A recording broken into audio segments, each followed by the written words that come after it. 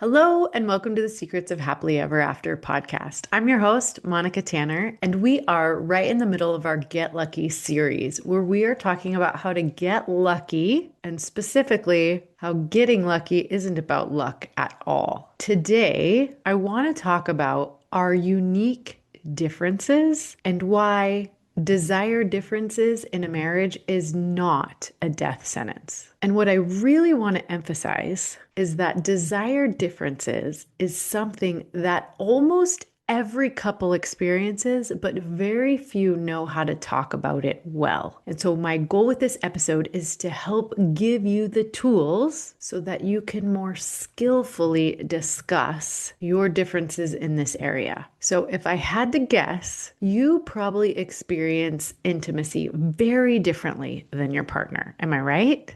One of you probably wants it more and the other wants it less. And if you don't understand your differences, it can start to feel really personal. It might feel like rejection, like pressure, like incompatibility. But most of the time, let me assure you, it's not incompatibility. It's a misunderstanding. Today, we're going to talk about why desire styles are different, why one of you might feel rejected while the other one feels pressured, and how to handle that difference without abandoning yourself. And if you haven't done so already, make sure that you download the Get Lucky Guide by going to monicatanner.com/getlucky, because it's basically a workbook that's going to help you work through a lot of the things that we're talking about this month. Okay, now for the main event. Let me describe to you the dynamic that I see so often in the couples that I work with.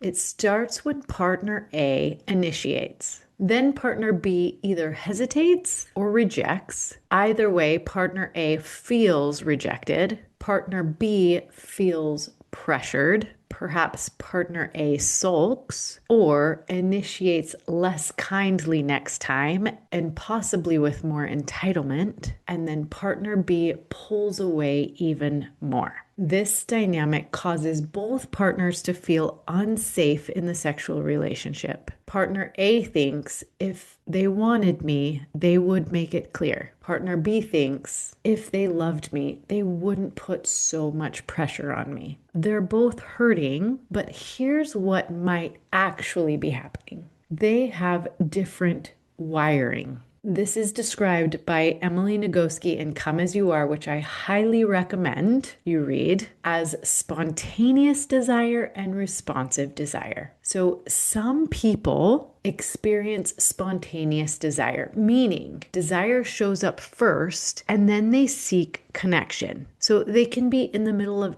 any task and they'll feel desire. No time is a bad time.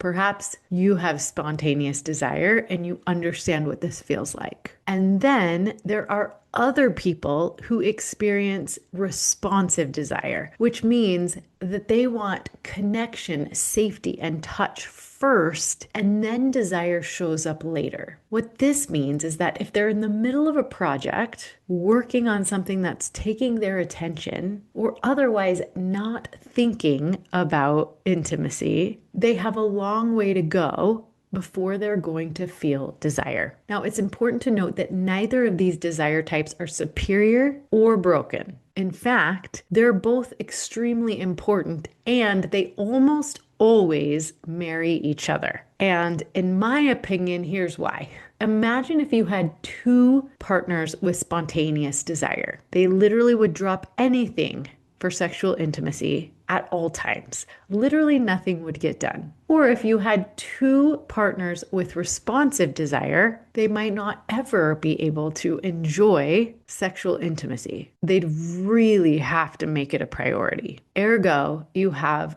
a spontaneous partner and a responsive partner, which creates a desire discrepancy. So the spontaneous partner often feels hurt because they can't figure out why their responsive partner doesn't think about sex as often as they do. And you have the responsive partner who thinks, I don't understand how you can think about sex when you're stressed, tired, or emotionally disconnected, because I certainly can't. And here's where compassionate curiosity changes everything. Instead of focusing on why doesn't my responsive desire partner want me, try asking what makes it easier for your partner with responsive desire to tap into that desire. That question alone will lower their defenses. What makes it easier for you to feel desire? So here's the rub. Pressure kills desire, but pursuit builds it up. There's a difference. Pressure sounds like we never have sex anymore. You always say no. You used to want me. What happened to the spark? Now, pursuit sounds very different. It sounds like I miss you. I want to feel close to you. What would make tonight awesome for you? Pressure feels like obligation. Pursuit feels like there's a choice. And desire requires choice. It requires freedom. The boldest stance that you could make as the higher desire or spontaneous desire partner is, I don't want to be intimate unless it feels good for both of us. That immediately builds emotional safety. But then you've got to be willing to back it up. Meaning you've got to be able to handle yourself regardless of what your responsive desire partner decides to do. So the skill I want to talk about in this episode is the same skill we talked about last month when we talked about compassionate curiosity, because it works to build emotional intimacy just as it works really well to build sexual intimacy as well. And that is the yes and method. So when we were talking about conflict, we talked about the power of yes and, meaning two things can be true at the same time. We don't have to agree, but we want to come to an understanding. So we take out the word but and put in the word and. Now, here's how this works around intimacy conversations. You say things like, yes, I hear that you want to have sex more frequently, and I need to feel emotionally connected to you first. Yes, I know that you feel rejected by me sometimes, and I feel pressured when you initiate late at night and I'm exhausted. Or, yes, I do feel rejected sometimes, and I want to honor your decision either way. So even in sexual intimacy, two truths can be true at the same time. Remember that understanding your partner doesn't mean surrendering your choice. It means I see your internal logic and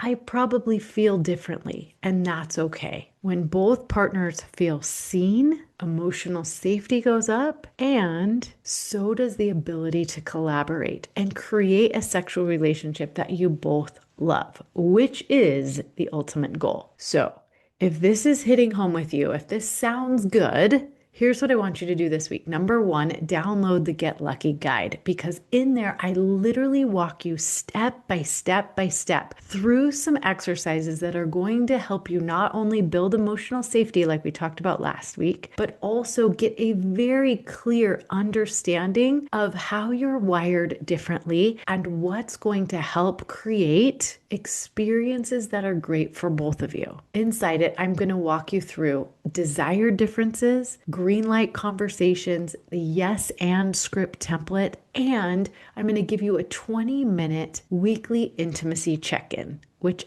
I think is crucial for all couples. Just an example of one of the prompts you're going to find inside the Get Lucky guide is what makes you feel pursued and what makes you feel pressured. Understanding those intricacies in your partner alone will change everything about your intimate connection. Because the reality is that you don't get lucky because your wiring matches perfectly or because you both want it in the same way at the same time. You get lucky because you understand how each of you are wired. Remember that compassionate curiosity, especially when it comes to sexual intimacy, is so sexy. And leading with emotional safety instead of shame, which is what most of us do, that will change everything for you. So what we've talked about so far is creating the conditions by curating emotional safety and then understanding your differences and specifically how each one of you are wired. Next week, we're going to talk about play, fantasy, and introducing novelty without all of the insecurity that can come with it. And between now and then, I want you to be working on your Get Lucky guide because there's literally nothing sexier than curiosity that leads to collaboration. So I will be here, same time, same place next week. And until then, happy marriaging.